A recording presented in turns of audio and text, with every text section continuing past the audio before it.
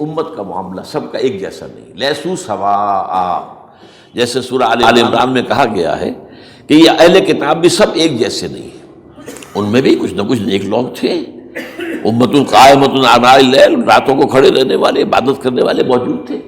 عیسائیوں میں احبار اور رہبان جو تھے وہ بڑے نیک لوگ تھے، اس وقت بھی موجود تھے، لیکن بحیثیت مجموعی کا معاملہ کیا ہے اس کو دیکھنا پڑتا ہے، بحیثیت مجموعی صورتحال کیا ہے۔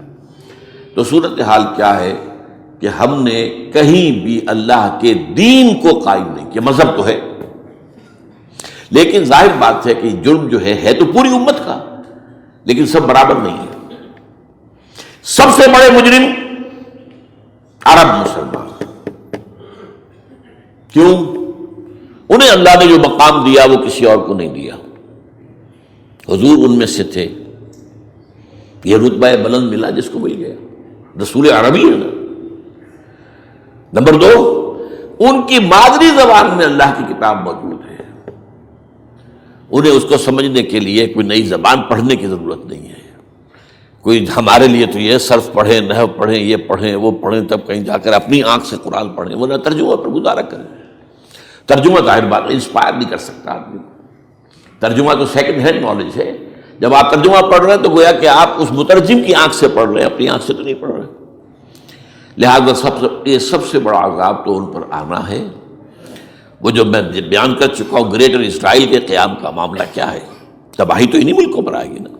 اور جو سعودی عرب کے ٹکڑے ہوں گے کہ ایک چھوٹی سی ریاست بنا دی جائے گی مکہ مدینہ شہروں کے اوپر مشتمل، یہ ویٹیکان ہوگا، جیسے ویٹیکان سٹی ہے روم کے اندر، یہ عیسائیوں کا ایک بڑا مرکز ہے، تو ایک چھوٹی سی حکومت اسے کہتے ہیں، علیحدہ ہے، وہاں اطالوی حکومت کا قبضہ نہیں ہے، وہاں پہ ان کی اپنی حکومت ہے، پوپ کی حکومت ہے۔ ایسے ایک ویٹیکن، گویا کہ ایک مسلم ویٹیکن بنا دیا جائے گا مدینہ، یہ ان کے نقشے ہیں۔ یہ نہ سمجھے کہ ایسا ہوگا، یہ تو اللہ جانتا ہے، لیکن یہ کہ جو ہوگا وہ تو میں نے کئی دفعہ کہا، وہ تو اللہ کو معلوم ہے۔ یمکرون ویمکر اللہ، وہ اپنی سے چالیں چل رہے ہیں، اللہ پہ چل رہا ہے، لیکن نقشوں کی یہ۔ بہرحال اس میں جو بھی ہے یقیناً ایک حد تک کامیابی انہیں ہوگی جس کی خبریں ہمیں دی گئی ہیں۔ گریٹر اسرائیل ایک دفعہ قائم ہوگا، سعودی عرب سے بھی شمالی حصہ لے لیا جائے گا، مدینے میں داخل نہیں ہو سکیں گے بس۔ اچھا، مکے کو وہ کلیم ہی نہیں کرتے، مکے سے انہیں کوئی سروکار نہیں ہے، لیکن یہ کہ مدینے کو وہ کہتے ہیں یہ ہمارا ہے، ہمیں یہاں سے نکال۔